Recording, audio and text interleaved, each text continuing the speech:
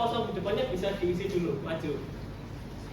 Oke, kita belajar tentang darah dari definisinya dulu. Darah itu adalah jaringan, ya? Jaringan yang beredar pada sistem pembuluh darah yang tertutup.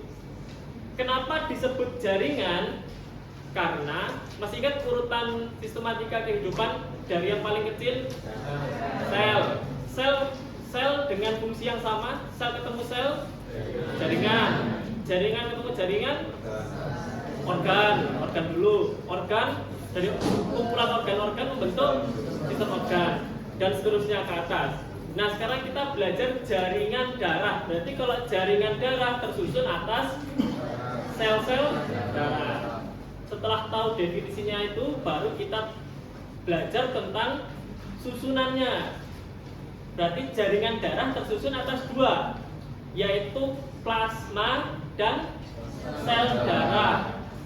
Sel darah dibagi jadi ada 3 jenis.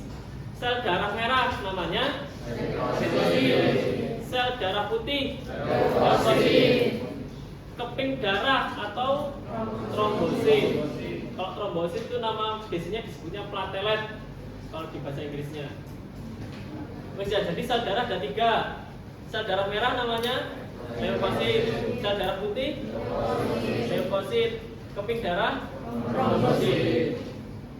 Untuk perbandingannya, sel-sel darah dengan plasma darah itu 45 banding 55. Jadi sebagian besar dari jaringan darah itu tersusun oleh plasma yang berisi cairan. Cairannya ini isinya apa aja? Ada macam-macam, enzim, hormon, vitamin, dan lain sebagainya. Nanti dicari tahu sendiri ya, di modul BPP kan ada itu. Kandungan dari plasma darah. Yang penting kamu tahu plasma darah ini cairan yang berisi macam-macam ini. Sampai sini paham tentang susunan dari jaringan darah. Jadi tersusun sel darah, eritrosit, leukosit, sama trombosit, kemudian dan juga plasma darah yang berisi segala macamnya ini. Sampai sini paham? Bisa dilanjut? Lanjut. Fungsi darah dari eritrositnya dulu. Eritrosit tadi apa? Sel darah merah. Jadi eritrosit ini eritrosit ini mengandung namanya hemoglobin. Hemoglobin ini fungsinya untuk mengikat oksigen dan CO2 yang kalau masuk ke paru-paru berarti yang masuk pokoknya ini untuk transport oksigen dan mengeluarkan CO2. Ini fungsi dari eritrosit yang hemoglobin, fungsi pertama. Terus yang kedua, eritrosit ini juga menyalurkan gizi. Jadi saluran pencernaan atau namanya saluran digestivus itu menyerap makanan. Dan di dalam saluran pencernaan itu ada pembuluh darah yang nanti menyerap gizi-gizi dari makanan yang sudah dicerna oleh saluran pencernaan, kemudian disebarkan ke seluruh tubuh. Ini merupakan fungsi yang kedua, yaitu transport makanan atau gizi. Yang ketiga, ekskresi. Ekskresi apa? Mengeluarkan sisa-sisa dari metabolisme. Terus kemudian mengatur suhu tubuh. Jadi darah itu juga mengatur suhu tubuh. Kemudian pada bagian plasma itu nanti ada namanya protein plasma. Protein plasma ini sifatnya amfoter. Masih ingat waktu SMA amfoter? Amfoter itu kan berarti artinya dia dapat bersifat asam atau bersifat basa. Dan juga protein plasma ini juga bersifat sebagai buffer atau penyangga. Jadi dia menyeimbangkan antara kondisi darah ini, antara asam dan basanya dia harus seimbang. Nanti kalau kondisinya terlalu asam, nanti dia akan menyebabkan namanya asidosis, keracunan. Iya. Kemudian fungsi keenam ada keseimbangan air. Jadi ini nanti dikeluarkan melalui, jadi keseimbangan air itu dari peredaran darah dapat dikeluarkan melalui, kalau kulit berarti keringat, kalau dikeluarkan melalui ginjal berarti urin, kalau dikeluarkan melalui paru-paru berarti uap. Gitu ya. Terus darah ini juga fungsi pada protein, masih protein plasma. Jadi protein di dalam plasma darah ini fungsinya antara lain bisa juga untuk transport hormon, jadi mengalirkan hormon, vitamin dan juga mineral. Kemudian ada fungsi dari trombosit, berarti fungsi koagulasi. Koagulasi itu artinya pembekuan darah. Kemudian fungsi dari leukosit, berarti untuk sebagai fungsi imunitas. Ada 9 ya, sama kayak di BPP ada 9 ya. Terus setelah kita tahu, tadi udah belajar apa? Definisi sudah, susunan, terus fungsi. Sekarang kita belajar namanya tekanan osmotik. Tekanan osmotik apa itu? Jadi tekanan osmotik ini adalah tekanan yang dihasilkan oleh zat terlarut, ngerti tidak? Tekanan yang dipahami dulu yang saya katakan. Tekanan yang dihasilkan oleh zat terlarut di dalam sel darah merah. Nah, eritrosit ini punya namanya membran semi permeable. Jadi gini, cairan di dalam masih, jadi eritrosit itu bentuknya kan sel. Anggap ini sel darah merah. Sel darah merah ini dibungkus oleh namanya apa tadi saya bilang? Dibungkus oleh namanya membran semi permeable. Nah, cairan larutan di dalam selnya ini bisa masuk atau keluar, tergantung bagaimana kondisinya. Jadi perpindahan larutan ini berdasarkan dengan konsentrasi di dalam ataupun di luar. Konsentrasi akan berpindah dari yang tinggi ke rendah atau rendah ke tinggi? Tinggi ke rendah. Semisal di dalam sel eritrosit ini konsentrasi larutannya tinggi, berarti apa yang terjadi? Cairan yang di dalam sini keluar. Sebaliknya, kalau zat terlarut di dalam eritrosit ini rendah, berarti yang dari luar masuk. Sampai sini paham? Diulang lagi ya. Ini eritrosit dibungkus oleh namanya membran semi permeable yang memungkinkan ada keluar masuknya zat. Kalau zat terlarut di dalam eritrosit ini rendah, berarti yang dari luar masuk. Tapi kalau zat terlarut yang ada di dalam eritrosit ini tinggi, berarti keluar. Konsepnya ini paham ya, tekanan osmotik darah. Nah, dari sini nanti ada namanya larutan isotonik, hipotonik sama hipertonik. Satu-satu dulu. Dari kita bahas namanya isotonis, berarti di dalam dan di luar sama. Kalau sama ada perubahan nggak? Nggak. Nanti tetap kalau isotonik itu intinya apa? Tetap.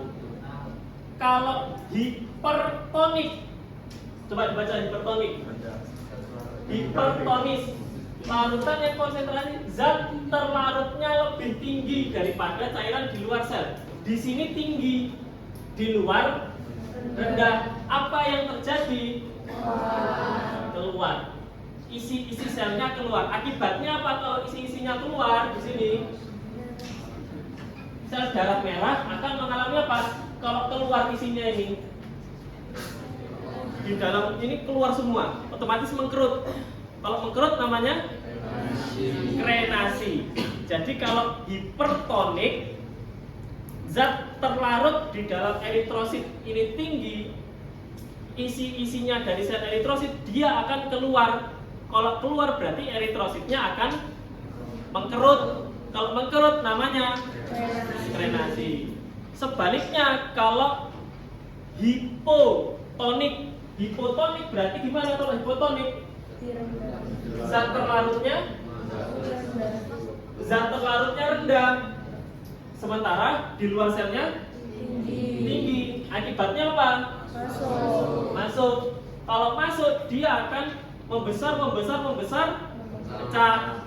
Namanya hipolisis. Paham konsepnya ini?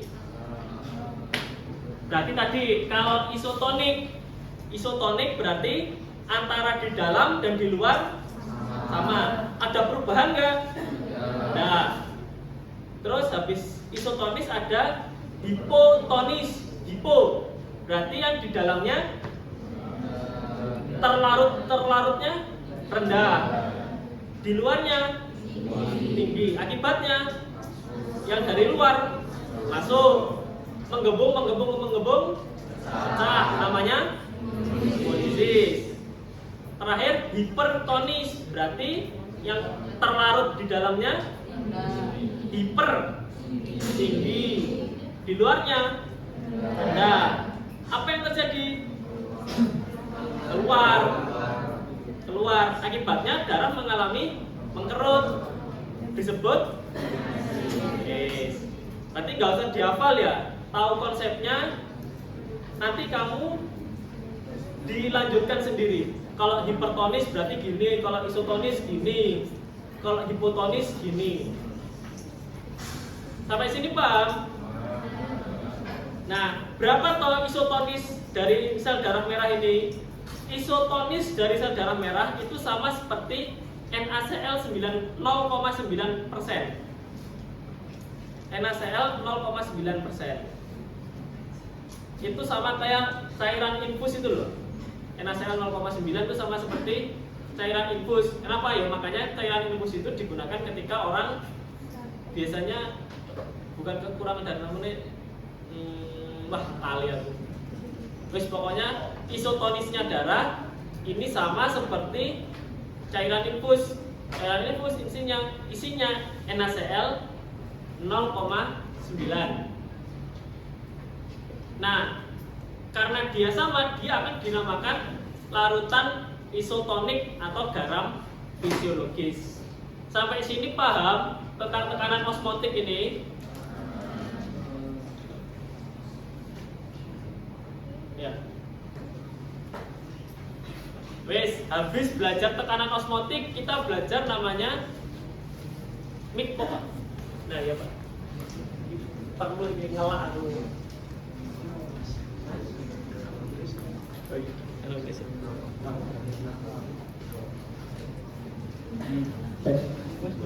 Cek. Nah, sekarang kita belajar proses pembekuan darah. Urutannya kan gitu di BPP. Sebelum ke proses pembekuan darah, kalian harus bisa bedakan antara yang namanya plasma sama serum. Apa itu plasma? Kita bacakan dulu ya, nanti pada jelaskan. Plasma itu adalah komponen cairan dalam darah yang belum mengalami proses pembekuan. Kalau belum mengalami proses pembekuan, namanya plasma. Plasma ini masih mengandung namanya fibrinogen. Plasma masih mengandung fibrinogen, yaitu faktor untuk pembekuan darah.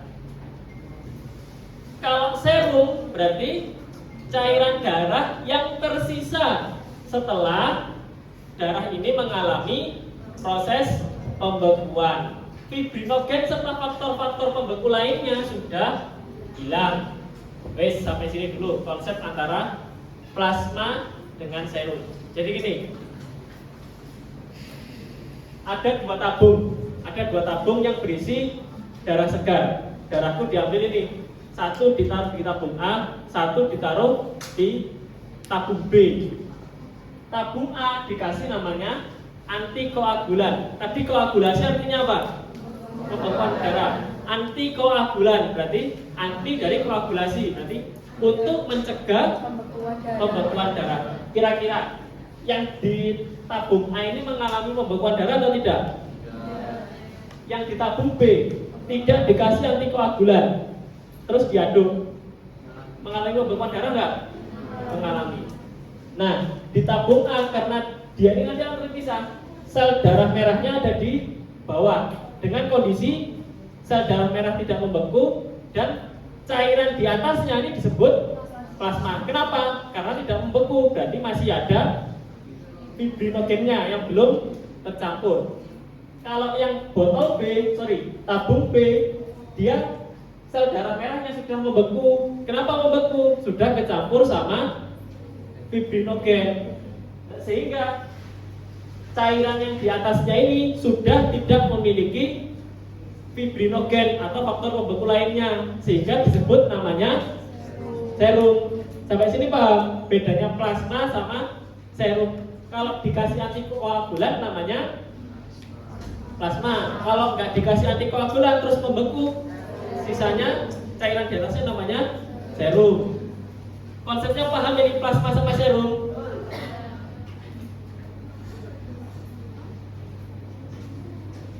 Coba ini, jika 3 mili darah segar ditambahkan antikoagulan, kemudian disentrifuge, sentrifuge diaduk muter gini, akan terpisah menjadi endapan sel darah dan cairan kekuningan. Cairan kekuningan itu disebut plasma apa serum? Kalau misalnya tidak ditambahkan antikoagulan, cairan kuningnya tadi dinamakan serum. Nah, kalau serum itu biasanya soalnya gini, tidak ditambahkan antikoagulan, disentrifuge akan terpisah menjadi endapan sel darah merah yang sudah membeku dan cairan kuning di atasnya. Berarti itu disebut serum. Understand? Understand. Paham ya? Intinya kalau plasma dia masih memiliki faktor pembekuan darah, fibrinogennya belum nyampur. Kalau serum berarti dia sudah mengalami fibrinogennya sudah nyampur, sehingga di cairan kuningnya tidak ada fibrinogennya. Lanjut. Sekarang kita belajar mekanisme pembekuan darah. Jadi ceritanya gini, ada luka. Kalau ada luka berarti trombositnya pecah. Trombosit pecah mengeluarkan enzim. Enzim itu biasanya belakangnya se. Berarti enzimnya yang keluar namanya enzim trombokinase. Ya, trombosit pecah mengeluarkan enzim namanya enzim pembekuan darah yang dibuat di hati namanya trombokinase. Trombokinase bekerja sama kalsium dan vitamin K. Trombokinase bekerja sama dengan kalsium dan vitamin K akan merubah siapa menjadi siapa? Protombin menjadi trombin. Trombin ini akan memicu fibrinogen menjadi benang fibrin. Oke, coba kita ulangi. Ada luka, terus trombositnya pecah. Kalau trombositnya pecah, dia akan menghasilkan enzim trombokinase. Trombokinase kerjasama sama siapa? Vitamin K dan kalsium akan merubah apa menjadi apa? Trombin, protombin jadi trombin. Trombin dia akan menjadi fibrinogen. Fibrinogen akan menjadi benang fibrin. Nah, benang fibrinnya ini nanti dia akan menutup luka. Paham? Lanjut.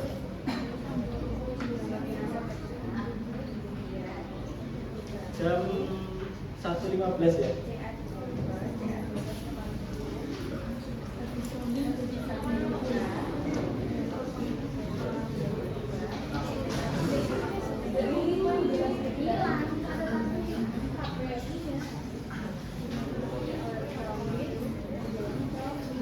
Wes, itu tadi yang pengantar sebelum percobaan. Sekarang kita masuk di tiap uji-ujinya. Di sini ada berapa kemarin ujinya? 14. Oke, bentar, dulu capek. Bentar ya.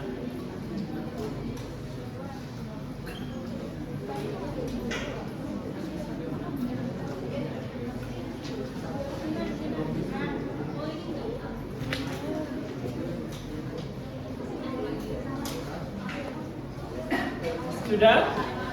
Sudah? Lanjut. Aman ya dari awal sampai sekarang? Masih ada yang bingung? Oke, lanjut ya. Sekarang kita belajar untuk uji yang pertama, yaitu, ayo perhatikan, uji yang pertama ini namanya hemolisa sel darah merah. Tujuannya ini nanti untuk mengetahui derajat hemolisis. Dari hemolisis mana yang dia hemolisis bagian, hemolisis total, dan tidak mengalami hemolisis, serta nanti ada lagi namanya krenasi. Jadi nanti tujuan dari praktikum ini, yang uji pertama ini tahu mana yang dia hemolisis total, hemolisis bagian, tidak mengalami hemolisis berarti isotonis larutannya, sama yang mengalami krenasi. Kalau mengalami hemolisis atau hemolisis bagian, berarti larutannya tadi apa? Hipertonik, hipotonis, apa isotonis? Hemolisis. Hemolisis berarti hipotonis. Kalau tidak mengalami hemolisis berarti isotonis. Kalau mengalami krenasi berarti hipertonis. Ceritanya seperti ini ceritanya. Kamu punya 10 tabung. Kalian punya 10 tabung. Tabung 1, 2, 3, 4, 5, 6, 7, 8, 9, 10. Masing-masing tabung diisi 2 tetes darah. Tiap tabung diisi 2 tetes darah. Kemudian ditambahkan NaCl dan air. NaCl dan air ini volume totalnya 10. Berarti misal NaCl-nya 0, berarti airnya 10. NaCl-nya 1, berarti airnya 9. NaCl-nya 2, airnya 8, dan seterusnya. Tuh. Dengan harapan apa? Kita punya berbagai macam konsentrasi NaCl. Tadi masih ingat yang isotonis di berapa persen konsentrasinya? 0,9. Nah, nanti kita coba di bawah 0,9 ini bagaimana, di atas 0,9 ini bagaimana, gitu toh. Biar tahu nanti mana yang hemolisis, mana yang tetap, dan mana yang krenasi. Sampai sini paham? Oke, berarti contoh tabung 1 dikasih darah berapa tetes? 2. Kalau airnya 10 ml berarti NaCl-nya 0. Bagaimana kita nyari konsentrasi NaCl akhir di sini? Masih ingat rumus kimia dulu untuk mencari konsentrasi V1N1 sama dengan C2N2. Wis, giling-giling kayak tadi. V1 dikali N1 sama dengan apa tadi adik-adik? V2 N2. V1 nya apa berarti? Volume NaCl. Kan kita tujuannya apa tadi? Mencari konsentrasi akhir dari NaCl, gitu? Berarti V1 ini volume NaCl awal. Coba kita ambil salah satu contoh di tabung berapa? Tabung 5. Gitu. Kita contoh di tabung 5. Tabung 5 ini berapa volume NaCl awalnya? Sebelum ditambah air. NaCl awal berapa itu? 3. N1 berarti konsentrasi NaCl awal. Mana konsentrasi NaCl awalnya? Gitu. Kan dari awal udah ada ini. NaCl 2%. Berarti konsentrasi NaCl awalnya semuanya ini 2%. Sama dengan volume akhir, berarti volume setelah ditambahkan air. Berapa volume akhir NaCl setelah ditambahkan air? 10 dari mana yang kelima itu? 3 tambah 10. Semuanya 10 ya volume akhir kan berarti. N2 berarti nyari konsentrasi yang terakhir berapa NaCl-nya ini? Gitu toh? Berarti N2 sama dengan 3 kali 2 per 10. Berapa? 0,6%. Ini dapat konsentrasi N2. Berarti konsentrasinya berapa? 0,6. Hasilnya bagaimana? Nah, bla bla bla. Ini kita coba di praktikumnya yang nanti. Untuk hasil-hasil percobaan yang sudah ada itu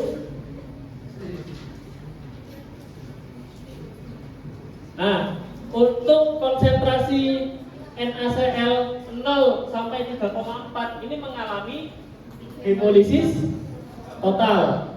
Kalau hemolisis total berarti keadaannya adalah hipotonis. Untuk konsentrasi 034 sampai 044 berarti mengalami hemolisis sebagian. Kalau hemolisis sebagian untuk hemolisis sebagian berarti kondisi terlarutnya tetap sama. Pokoknya hemolisis entah dia mau total atau sebagian, intinya dia mengalami hemolisis. Berarti kondisi terlarutnya adalah hipotonis. Hemolisis berarti apa tadi kalau hemolisis? Hipotonis. Kalau tetap berarti isotonis. Kalau krenasi berarti hipertonis. Untuk penjelasannya sudah tadi ya di awal tadi ya. Terus yang isotonis ini antara 0,44 sampai dengan 0,9, tidak mengalami hemolisis, artinya berarti dia isotonis. Kalau di atas 0,9 berarti apa? Mengkerut. Mengkerut apa jenenge apa? Krenasi berarti kondisinya terlarutnya hipertonis. Ini paham ya percobaan ya? Nanti ada 10 tabung dengan perlakuan masing-masing. Sama-sama ditetesi 2 tetes darah. Cuma nanti yang dirubah adalah perbandingan antara air dan NaCl-nya. Nanti dicari mana yang dia hipotonis, hipertonis atau isotonis. Paham? Nah, nanti gini, ini contoh tabung yang mengalami tidak hemolisis. Pendapatnya di sini. Kalau hemolisis warnanya merah. Kalau hemolisis warnanya merah. Kenapa? Jadi sel darah ini membrannya ini tersusun atas ada pigmen warna merahnya.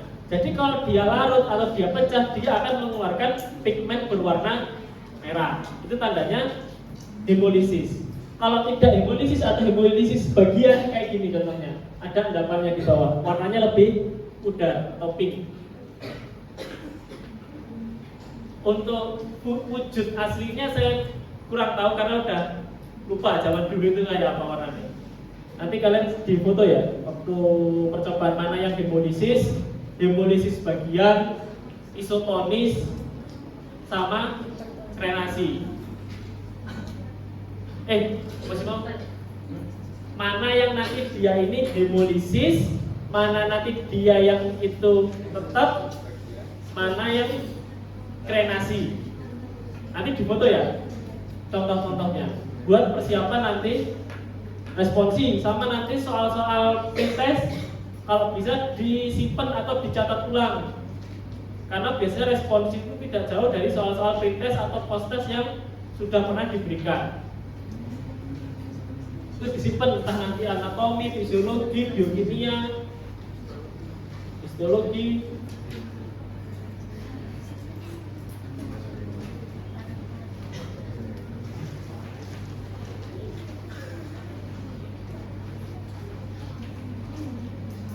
Ayo nih coba, ini contoh soal pretest tahun kemarin.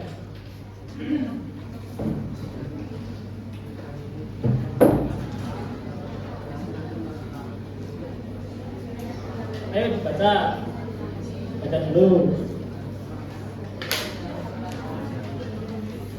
3 mili NaCl 4%, berarti apa itu?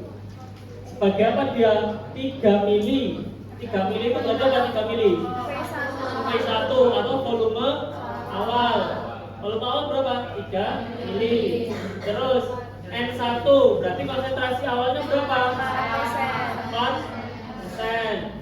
V1 N1 terus P2 berarti apa? Setelah ditambahkan air. Ditambahkan air berapa itu? P2-nya 7 apa 10? 10 dari mana? 3 ditambah 7 sama dengan 10 mili. Dicari apa? N2 atau konsentrasi akhir dari NaCl.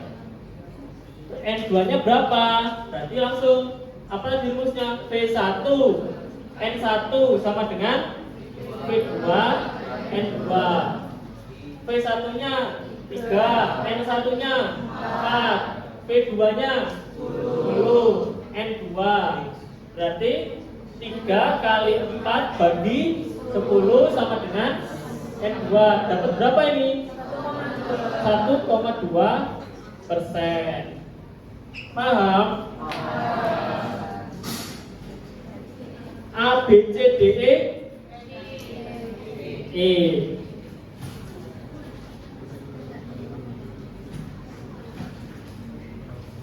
Terus ini juga sekalian sampingnya.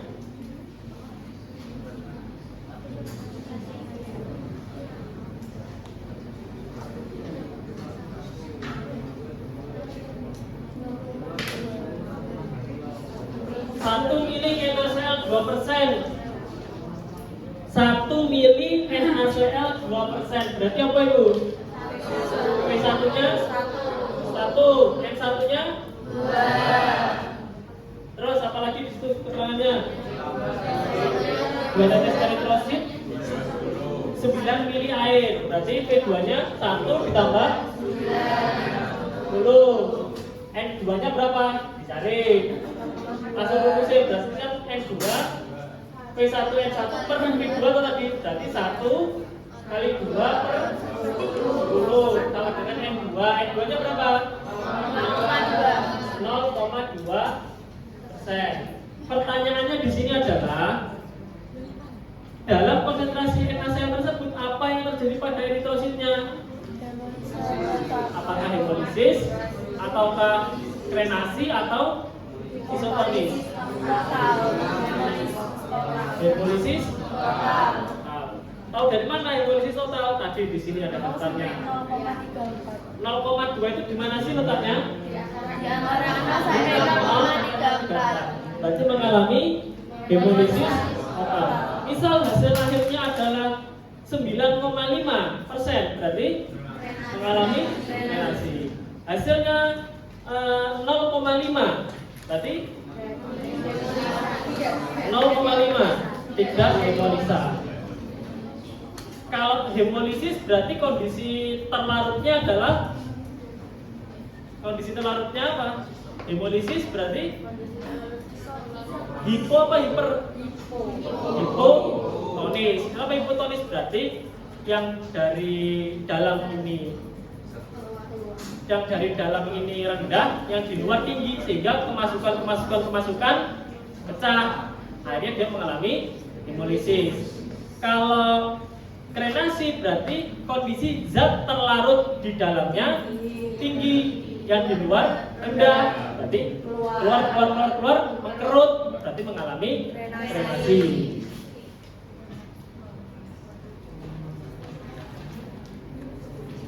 Terus untuk percobaan kedua, sekarang ini adalah pengaruh zat kimia. Ini sama nggak urutannya kayak yang di BBB, Bu? Sama. Pengaruh zat kimia. Jadi ini intinya adalah untuk mengetahui pengaruh zat kimia kepada sel darah merah. Nah, membran eritrosit tadi tersusun atas namanya fosfolipid bilayer. Fosfolipid yang sifatnya ini adalah non polar. Jadi kalau dikasih pelarut polar, dia akan sifatnya non polar. Kalau dikasih pelarut non polar, dia akan larut. Kalau larut berarti akan terjadi namanya hemolisis. Hemolisis dia akan mengeluarkan namanya pigmen warna. Semakin kuat hemolisisnya, maka warnanya akan semakin merah. Semakin dia hemolisisnya kurang, berarti warnanya akan merah tapi memudar. Kurang lebih seperti itu. Nah, ceritanya nanti di sini kita punya 6 tabung. Tabung 1, 2, 3, 4, 5, 6. Tabung 1 nggak diapa-apain. Dia cuman ada 2 tetes eritrosit tanpa diberi perlakuan. Tabung 2, 3, 4, 5, 6 berarti dikasih 2 tetes eritrosit dan diberikan perlakuan. Tabung 2 ditambahkan dengan kloroform. Tabung ketiga ditambahkan ether. Tabung keempat ditambahkan aseton. Tabung kelima ditambahkan toluen. Tabung keenam ditambahkan alkohol. Nanti dilihat mana yang dia hemolisisnya kuat, mana yang hemolisisnya sebagian. Nah, kalau diurutkan nanti ini kita kasih kesimpulannya aja ya, tapi nanti kalian tetap tahu kan caranya praktikumnya besok.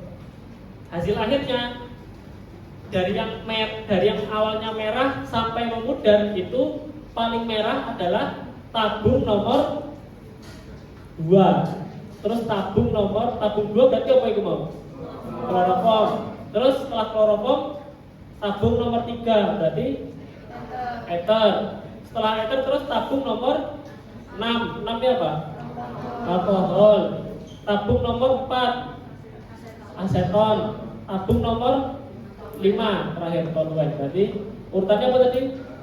Ether, terus apa? Coba balik nih. Kloroform, ether, alkohol, aseton, sama toluen. Nah, untuk tabung 2 sampai 3 dia mengalami hemolisis total. Yang 2 sampai 3 ini hemolisis total, sedangkan dari nomor 6 sampai nomor 4, 5, 6 dia mengalami hemolisis sebagian. Ini tadi 2 sampai 3 hemolisis kuat, 4, 5, 6 hemolisis sebagian. Nah, di sini kalian juga harus tahu mana yang pelarut ini sifatnya polar atau non polar. Kalau polar itu berarti ada air, alkohol, etanol sama asetat. Semi polar di sini ada aseton sama etil asetat. Non polar ada heksana, ether, benzena, toluen, kloroform. Ini cukup tahu aja. Tapi biasanya ini sempat keluar di soal contohnya.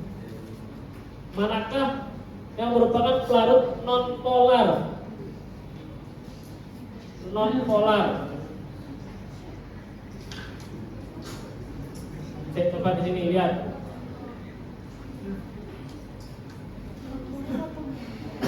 Mana kira-kira pelarut non-polar di sini? Gak ada ya. Non-polar kan di sini cuma ada heksana, ether, benzena, toluen, kloroform. Kalau aseton itu masuknya harusnya semipolar, harus masuk semipolar. Nanti kalau nemu soal gini, sebetulnya kalian di awangnya bisa di awangnya apa ya? Dikira-kira. NaCl09 ini apa? Cairan infus. Lingerlatat juga cairan infus. Glukosa tidak mungkin, bukan pelarut kan? Air. Aqueous kan air. Air tapi apa? Polar. Berarti yang nggak mungkin kan cuma aseton. Tapi paham ya maksudnya praktikum yang kedua ini terkait pengaruh zat kimia. Jadi intinya nanti ada 6 tabung dibandingkan mana yang dia hemolisis total atau hemolisis sebagian. Hemolisis total berarti tandanya adalah dia warnanya merah. Kalau yang cuma hemolisis sebagian berarti semakin memudar. Terus uji ketiga namanya uji hematin. Hematin ini adalah produk degradasi dari hemoglobin atau gampangannya hemoglobin yang rusak ini jenenge hematin. Jenenge itu namanya hemoglobin yang rusak ini disebut namanya hematin. Hematin ini terbentuk ketika hemoglobin ini dipecah. Dipecahnya bisa oleh enzim atau dalam kondisi tertentu. Contoh ketika terkena malaria. Jadi ketika terkena malaria itu virusnya menyerang namanya hemoglobin, sehingga hemoglobinnya ini pecah dan menghasilkan namanya hematin. Caranya tahu itu hematin atau hemoglobin gimana? Nah, jadi ada bercak darah ditaruh di gelas objek. Tahu gelas objek? Jadi kayak plat kaca yang ditaruh di mikroskop. Ya loh, itu namanya gelas objek. Bercak darah ditaruh di gelas objek. Terus dia dipanaskan, ditambah NaCl sama ditambah apa gitu? Ditambah asam asetat. Tujuannya apa ditambah-tambah itu dan juga dipanaskan? Tujuannya adalah merusak hemoglobinnya. Tadi kalau hemoglobinnya rusak akan menghasilkan apa tadi? Hematin. Nah, baru setelah ditambahkan bla bla bla itu dipanaskan, kemudian ditaruh di objek gelas, terus diamati pakai mikroskop. Ketika diamati menggunakan mikroskop, dia akan teramati namanya kristal hemin yang berwarna coklat kehitaman. Wes, kuncinya dari uji hematin ini adalah bercak darah. Kunci dari uji hematin yang pertama, harus tahu dulu hematin itu apa. Hematin tadi apa? Produk degradasi dari hemoglobin. Jadi ketika hemoglobin ini rusak atau pecah, dia akan menghasilkan namanya hematin. Dia akan membentuk hematin. Terus bagaimana kita tahu?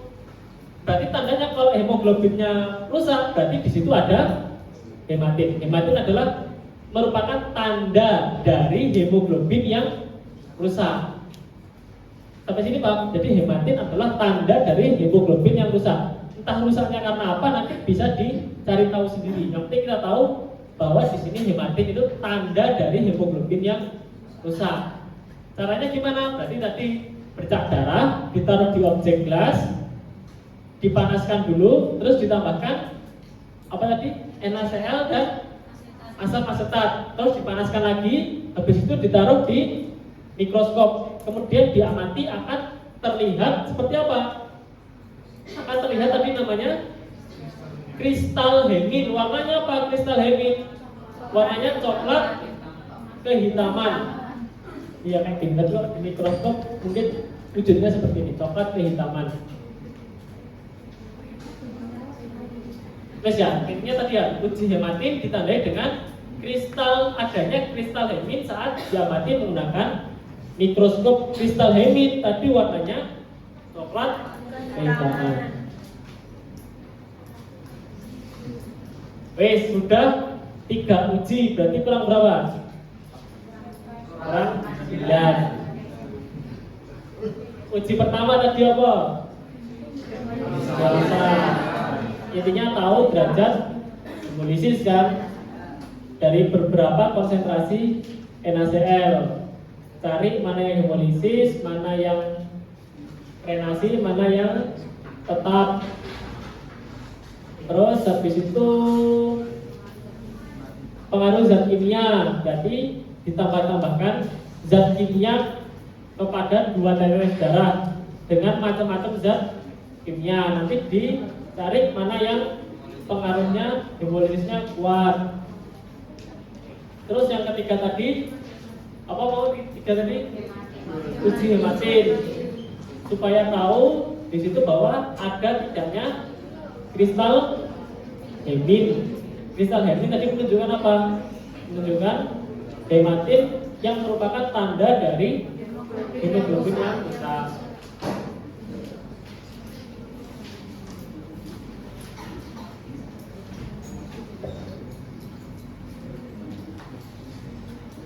Nah, sekarang uji yang keempat. Uji yang keempat di sini ada namanya pengaruh ion kalsium. Wes, di sini kalian harus tahu ada namanya darah oksalat dan darah non-fibrin. Apa itu darah oksalat? Darah oksalat yaitu adalah darah yang telah dicampur dengan oksalat untuk mengikat kalsium sehingga tidak terjadi koagulasi. Berarti sama kayak apa tadi ini? Plasma kan? Sama kayak yang plasma tadi loh, dikasih antikoagulan. Tapi di sini kalau pada uji kalsium di sini disebutnya darah oksalat. Jadi darah yang sudah diberikan antikoagulan. Antikoagulan di sini namanya oksalat. Antikoagulan itu macam-macam. Intinya dia kan antikoagulan, artinya antikoagulasi. Jadi dia mencegah pembekuan darah. Nah, salah satunya di sini adalah namanya oksalat. Oksalat ini dia akan mengikat kalsium. Jadi ingat faktor pembekuan darah di sini ada. Oke, kita ulang lagi ya. Dari faktor pembekuan darah. Faktor pembekuan darah ini ada dua. Jika salah satu hilang, berarti dia tidak akan membeku. Faktornya ada dua, yaitu satu fibrin dan yang satu lagi adalah kalsium. Pada darah oksalat dia diberikan antikoagulan yang namanya oksalat. Oksalat ini mengikat kalsium. Kira-kira kalau kalsiumnya ini diikat akan membeku atau tidak? Tidak. Meskipun darah oksalat mempunyai fibrin, tapi tidak dapat membeku karena ion kalsium masih diikat oleh oksalat. Kemudian ditambahkan lagi pada darah oksalat ini CaCl2, kalsium klorida, ada kalsiumnya. Kira-kira membeku atau tidak setelah ditambahkan kalsium lagi? Membeku karena dia masih punya fibrin. Fibrin ditambah kalsium, dia akan membeku. Darah oksalat. Jadi darah oksalat ini adalah darah dikasih antikoagulan tadi namanya oksalat. Oksalat mengikat kalsium, otomatis bisa membeku tidak walaupun dia punya fibrin? Tidak. Kemudian masih ada fibrinnya, ditambahkan kalsium klorida, ada kalsiumnya. Membeku tidak setelah ditambahkan CaCl2 kira-kira?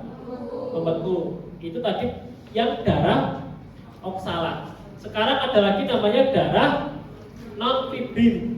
Jadi darah diaduk pakai lidi hingga mengalami koagulasi hingga membeku. Kemudian fibrinnya ini tadi nempel di lidi. Kira-kira membeku nggak kalau fibrinnya tadi nempel di lidi? Enggak. Terus kalau fibrinnya ini nempel di lidi, walaupun dia nanti ditambahkan CaCl2, kalsium klorida, apa dia akan membeku? Tidak. Jadi di sini kita belajar bahwa faktor pembekuan darah itu harus ada fibrin dan kalsium, baru dia bisa membeku. Paham? Diulang ya. Darah oksalat berarti tadi darah yang dicampur oksalat. Oksalat mengikat kalsium. Terus kalau kalsiumnya terikat berarti tidak dapat membeku walaupun dia masih punya fibrin. Ditambahkan lagi kalsium klorida, CaCl2, hasilnya membeku karena tadi ada fibrin dan ada kalsium. Sebaliknya kalau darah non fibrin, darahnya diaduk pakai lidi, fibrinnya nempel di lidi, masih punya kalsium tapi nggak punya fibrin, gitu. Ditambahkan kalsium, kalsium plus kalsium membeku nggak? Nggak, harus ada fibrin. Paham pengaruhnya kalsium? Bagaimana cara memperoleh darah non fibrin? Tadi gimana cara memperoleh darah non fibrin? Diaduk pakai lidi. Sebuah tabung berisi darah ditambahkan natrium oksalat, berarti ada oksalatnya di situ. Digoyang, terus ditambahkan 5 tetes CaCl2, ditambahkan kalsium. terus digoyang kembali 5 menit, apa yang terjadi?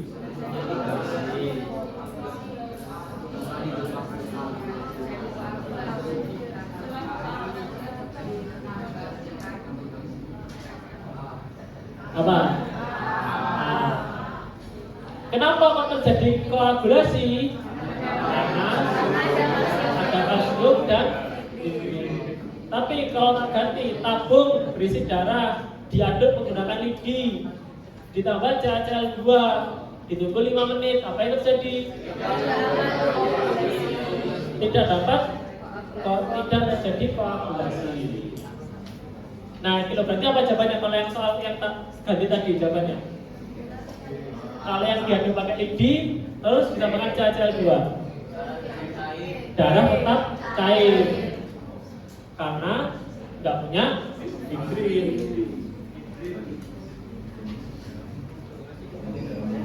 Wes, itu tadi percobaan keempat untuk mengetahui pengaruh ion kalsium.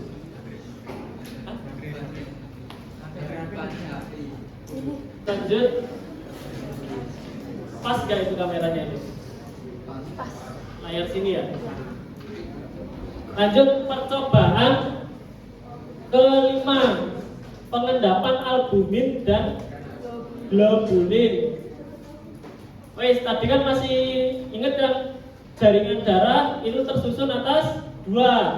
Apa tadi? Plasma dan sel. Nah, plasma ini tadi mengandung protein plasma. Protein plasma ini ada 3. Protein plasma ada 3.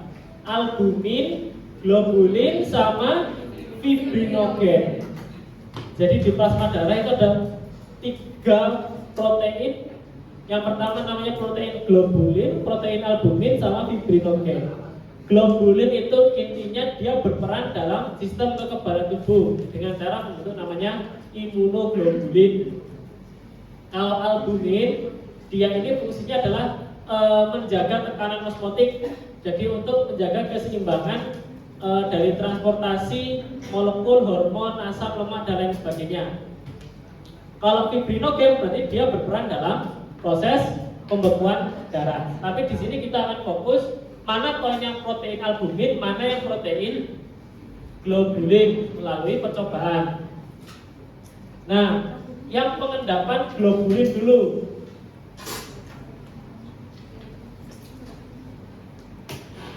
Ada serum. Masih ingat serum tadi? Serum berarti dia tidak punya fibrinogen, betul kan? Berarti di sini kan cuma ada sisa, kalau enggak globulin ya albumin. Serum ditambahkan air sama NH4 NH42SO4 itu berarti amonium sulfat. Kalau serum ditambah amonium sulfat, terus digojlok. Digojlok itu di mana ya? Digosok. Nah, ini nanti terdapat endapan putih. Endapan putih yang pertama ini namanya globulin.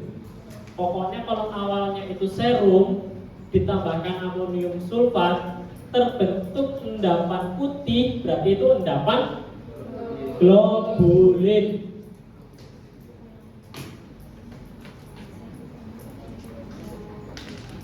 Ini kan tadi kan serum, serum ditambahkan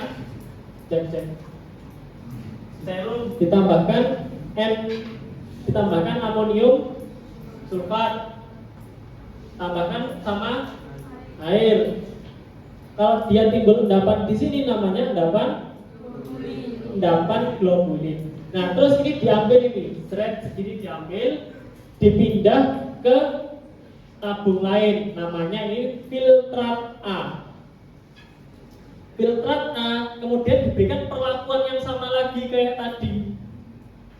Diberikan perlakuan yang sama, ditambah NH42SO4 berarti tambah amonium sulfat sama air juga, terus dia terbentuk endapan putih lagi.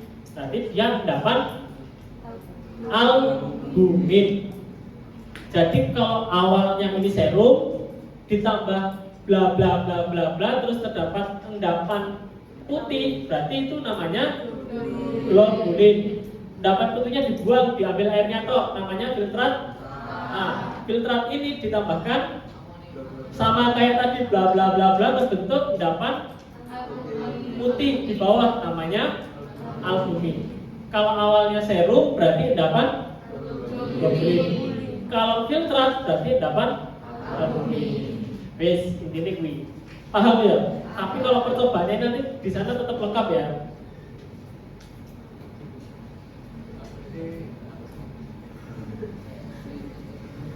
Serum 2 mili, serum awalnya serum ditambah 2 mili amonium sulfat digocok. Ya kan digocok kan di sini. Apakah yang terjadi? Terdapat endapan protein globulin. Tapi kalau filtrat berarti albumin. Filtrat berarti jawabannya yang A. Kalau serum berarti jawabannya yang C. Paham ya? Walaupun nanti soalnya dibalik-balik, udah lagi. Woi, sudah 7 berarti kurang kurang 5. Masih banyak. Kita berapa ini? Setengah jam lagi ya?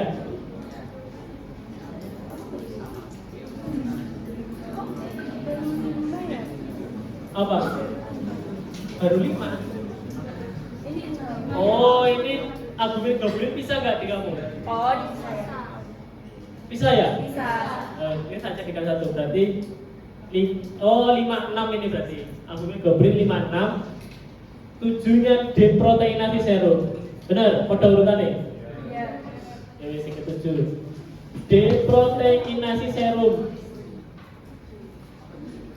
Masih ingat tadi serum kan berarti sudah tidak ada nukliogen. Tapi masih ada, ini tadi protein ada berapa? Bapak Ibu? 3. Nek serum kan berarti sudah nggak punya fibrin. Tapi kemungkinan masih ada albumin atau globulin. Cara ngilangin albumin globulin gimana? Pakai nama ini tadi, uji ke-7, deproteinasi serum. Untuk menghilangkan kandungan protein dalam serum dengan cara menambahkan asam asetat. Nah, nanti kita dapat, jadi serum ditambahkan asam asetat. Nanti bingung. Saya balik nih. Serum ditambahkan asam asetat. Nanti kita dapat namanya filtrat bebas protein. Nah, filtrat bebas protein ini akan digunakan untuk uji fosfat, uji klorida, uji kalsium, sama uji glukosa. Berarti untuk uji nomor 8, 9, 10, 11. Oke. Deproteinasi serum berarti berarti menghilangkan protein pada serum. Dengan cara ditambahkan apa tadi? Asam asetat. Terus kita dapat filtrat bebas protein. Filtrat bebas protein ini akan digunakan untuk uji fosfat. Berarti untuk mengetahui kandungan fosfat dalam serum. Terus klorida, kalsium, dan glukosa. Ingat tadi plasma darah kan ada macam-macam kandungannya kan?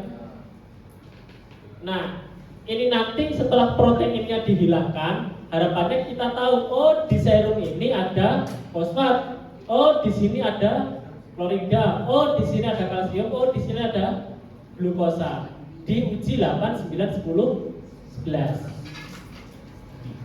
Balik ini. Deproteinasi serum berarti untuk menghilangkan kandungan protein di serum dengan cara ditambahkan asam asetat. Dapat apa kita nanti? Filtrat bebas protein. Filtrat bebas protein digunakan untuk uji fosfat, klorida, kalsium, glukosa. Sampai sini paham? Terus uji ke-8, uji klorida.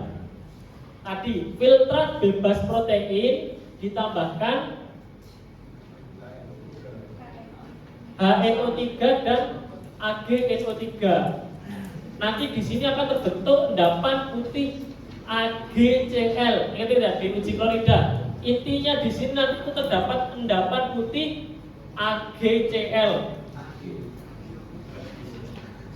AgCl berarti kan Cl itu klorida, Ag itu apa? Perak klorida kan di sini nanti.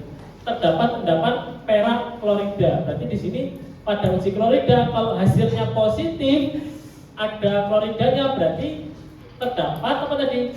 Endapan putih AgCl. Sampai sini paham? Untuk uji klorida terus digampangno ya biar bisa biar tidak rumit gampangnya itulah. Uji klorida yaitu tadi apa? Filtrat bebas protein. Kita dapat dari mana filtrat bebas protein? Dari sebelumnya tadi di proteinasi serum. Filtrat bebas protein ditambahkan HNO3 dan AgNO3. Nanti di situ akan terbentuk apa tadi? Endapan putih AgCl.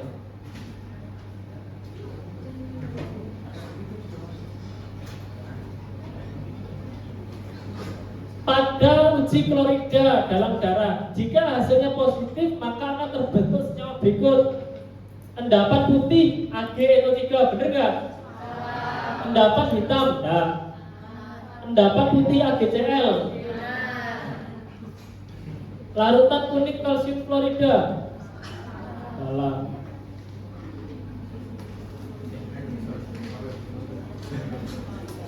Terus tadi setelah uji klorida ada uji kalsium. Kalau uji kalsium ini intinya filtrat bebas protein ditambahkan K2CO4 berarti kalium oksalat. Saya salah loh ya. Coba dicari K2C2O4. Kalsium berarti filtrat bebas protein ditambahkan kalium oksalat. Di sini akan terbentuk endapan putih CaC2O4 kalsium oksalat. Jadi filtrat bebas protein ditambahkan kalium oksalat, dia akan bentuk endapan namanya kalsium oksalat. Yang ditambahkan tadi kalium oksalat, yang dihasilkan endapan putih kalsium oksalat. Ini untuk uji kalsium. Berarti kalau hasil uji kalsiumnya ini positif, terdapat endapan putih kalsium oksalat. Pada uji kalsium dalam darah, filtrat bebas protein ditambahkan beberapa tetes kalium oksalat. Benar ya? Filtrat bebas protein ditambahkan kalium oksalat. Jika hasilnya positif, maka akan terbentuk apa tadi? Kalsium oksalat. Yang mana yang benar? Wes, uji klorida mau klorida. Endapan putih AgCl. Kalau kalsium, endapan putih kalsium oksalat. Sekarang uji glukosa. Hampir selesai. Tinggal berapa ini? 3. Glukosa kan belum. Berarti uji glukosa. Filtrat bebas protein ditambah bla bla bla bla bla bla bla bla bla, hasilnya adalah warna merah bata. Wes gampangane ngono ae. Glukosa itu filtrat bebas protein ditambah bla, banyak ini soalnya nambahinnya. Ditambah bla bla bla bla bla, hasilnya apa? Endapan merah bata. Berarti tadi kalau klorida terbentuk endapan putih, apa mau? Uji klorida endapan putih AgCl. Kalsium endapan putih kalsium oksalat. Glukosa berarti terbentuk endapan merah bata.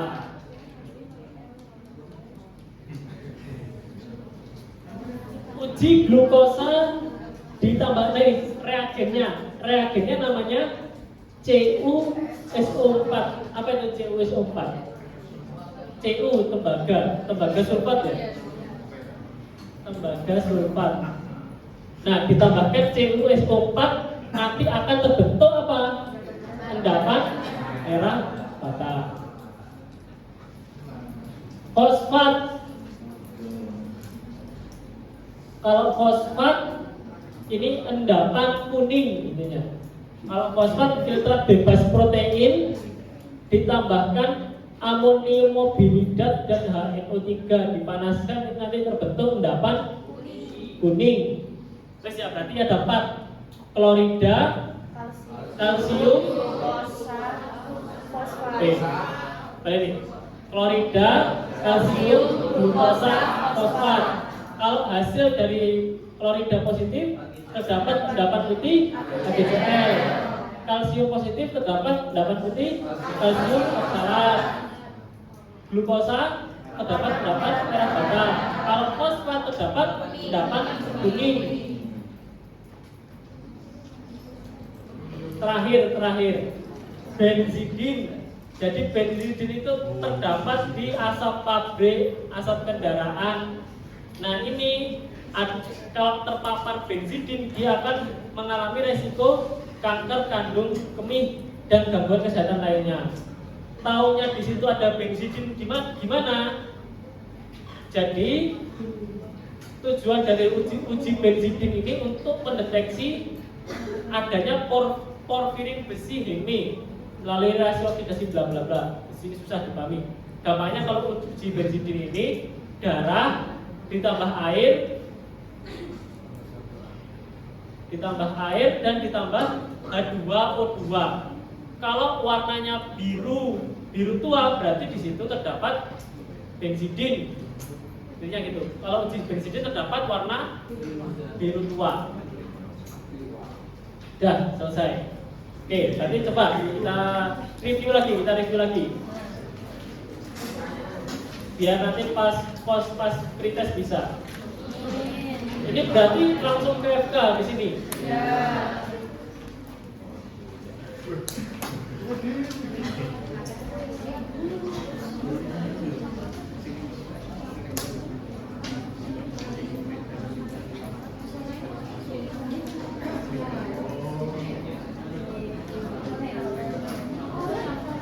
Ayo direview dulu. Tadi bedanya plasma sama serum.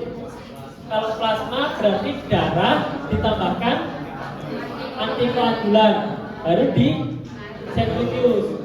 Kalau serum berarti darah tanpa dikasih antikoagulan terus diaduk. Nah kalau plasma berarti masih plasma berarti akan terbentuk nanti di sini bawahnya darah, terus plasma di sini masih ada faktor pembekuan. Tapi kalau serum darahnya ini sudah membeku, di atasnya sini masih ada cairan, tapi dia tidak memiliki faktor pembekuan karena sudah digunakan. Sampai sini paham bedanya plasma serum yang tadi?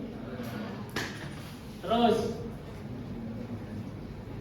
hasil hemolisa, caranya nyari konsentrasi akhir NaCl sama harus tahu keterangan dari kalau konsentrasi sekian, konsentrasi NaCl sekian, hasilnya ini.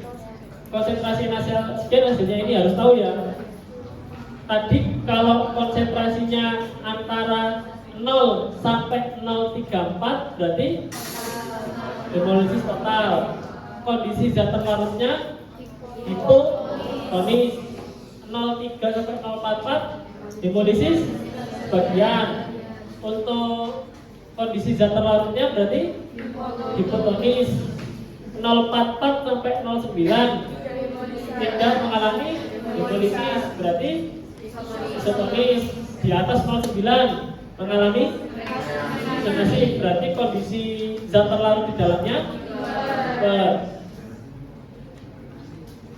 Cara nyari konsentrasi akhir NaCl paham? Berarti nanti dicari dulu konsentrasi akhir NaCl-nya, baru dicocokkan dengan yang keterangan tadi, baru nanti bisa dijawab. Paham ya? Terus ini di apa namanya? Di apa lagi? Pelarut polar, pelarut non polar, semipolar, dibaca lagi. Terus uji hematin, tadi terdapat apa uji hematin? Kristal hemin yang berwarna coklat kehitaman. Ion kalsium ada dua, darah oksalat sama darah non-fibrin. Kalau darah oksalat berarti darah ditambahkan oksalat. Terus kalsiumnya terikat oleh oksalat. Membeku enggak? Nah, ditambahkan CaCl2. Membeku karena di situ fibrin ketemu kalsium. Darah non-fibrin berarti darah diaduk pakai gigi, terangkat fibrinnya. Membeku enggak? Nah, ditambahkan CaCl2. Wih, masa membeku loh. Ditambah CaCl2 kalau darah non-fibrin berarti tidak membeku. Albumin, globulin, kalau awalnya serum terus terdapat endapan putih berarti dia globulin. Kalau awalnya filtrat ditambahkan bla bla bla hasilnya endapan putih berarti dia albumin. Deproteinasi serum tadi dengan cara apa? Menghilangkan protein pada serum dengan cara dikasih asam asetat. Dapat apa? Filtrat bebas protein. Nah, filtrat bebas protein ini digunakan untuk uji fosfat, uji klorida, uji kalsium sama uji glukosa. Uji klorida hasilnya apa tadi kalau positif? Dapat uji HCl. Terus kalau uji kalsium dapat uji kalsium oksalat.